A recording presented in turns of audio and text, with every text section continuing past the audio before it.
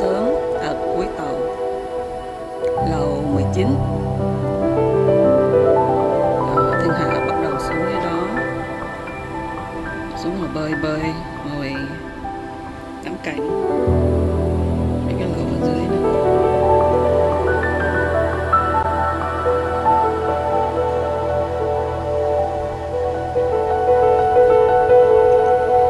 Này biển không có động.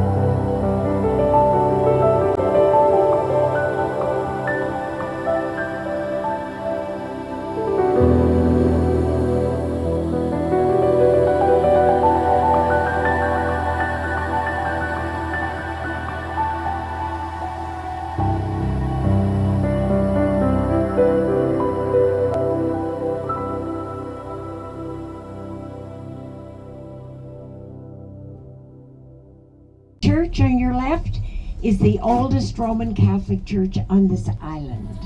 I'll talk more, a little bit more about that. But for a great part, we're having a history lesson today.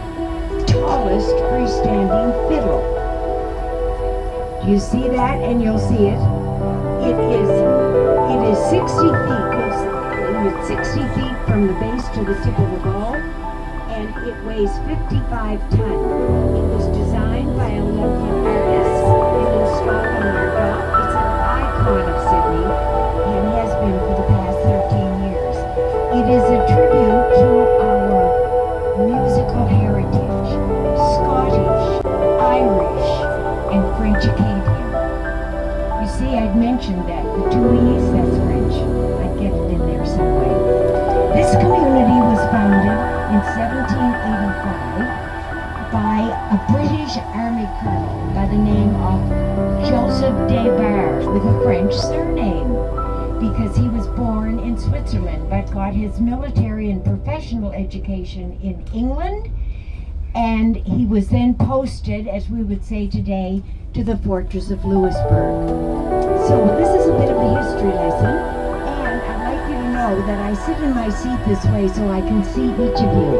And if I see any eyes roll as I mention dates, then I'll just dig deeper. Countries in Europe really had developed well, and they were busy and they were looking, in today's lingo, for new business opportunities, let's say. The New World, where we are now in North America, was opening up. Nobody really knew what was here, and so what England did, like many of the countries, they hired professional explorers. And England in 1497 hired an explorer and his fleet by the name of Giovanni Caboto. That would be Italian for John Cabot. And John Cabot was told by the king, I would say I was there at the time of the meeting, but I wasn't really. He was told before he left, John, I can just imagine this meeting. I have spent a fortune on outfitting you to get across to the New World. Let's hope you hit a pot of gold. And I want to know as soon as you arrive and where you arrive. John Cabot arrived on these shorelines of Cape Breton Island in 1497. Now, if any of you have been to Newfoundland or are planning to go there, they will tell you that he landed there first. That's not true. I am here to give you the true facts. He landed along these shores first. And when he arrived, he was able to fulfill the wish of the King of England. And that was that he had landed on what he considered to be a pot of gold. The waters were teeming with fish, codfish. In fact, it's described historically as being able to almost walk on the water. I'd say that was a bit embellished, but they could do that. And when the explorers arrived here along these shores of Cape Breton Island, they sent the word back. Well, all of the countries, 5 of them, the areas, England, France, Spain. We have guests on from Spain.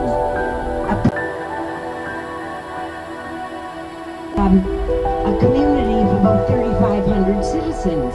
And they wanted to develop as well and bring in businesses, and they decided that the shoreline that the Mi'kmaq occupied and had for 10 to 12,000 years, various descendants and that the indigenous occupied along what is today the harbor front. And they said, no problems. We're going to give you between 500 and 600 acres of raised, and it's all around so you get a good look, and I'll comment on some of the businesses and buildings. One, if not the most advanced education that would prepare them for their generations ahead. And health is poor. And in 1985, he arrived here from Boston, where he had been working and learning with the Boston Indian Council, and he had many business skills and management skills. That's not necessarily information I want you to take home.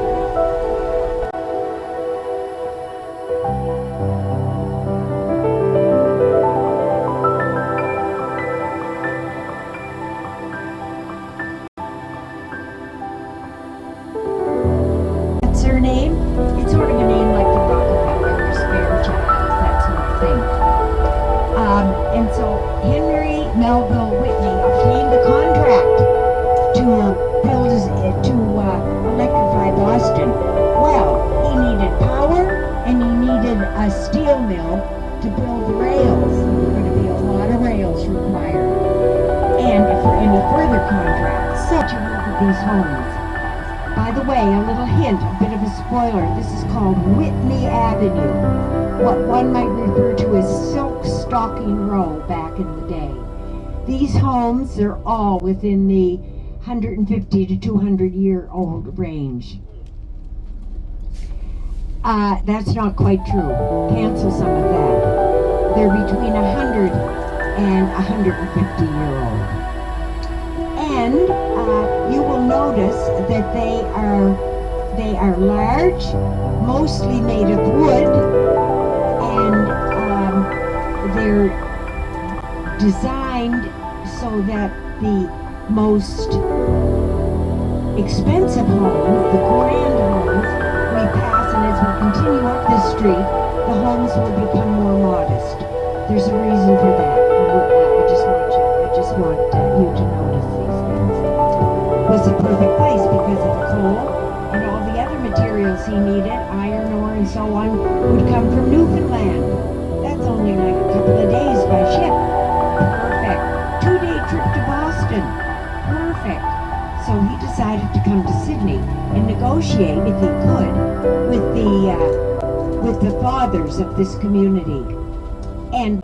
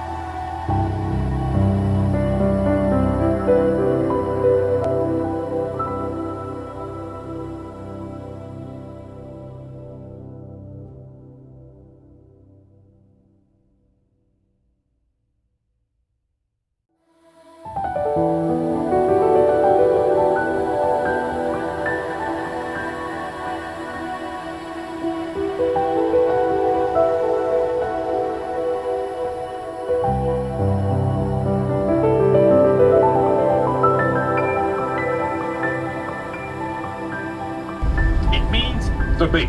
This is exactly what it is. You are in the bay at the end of the Fjord of Saguenay.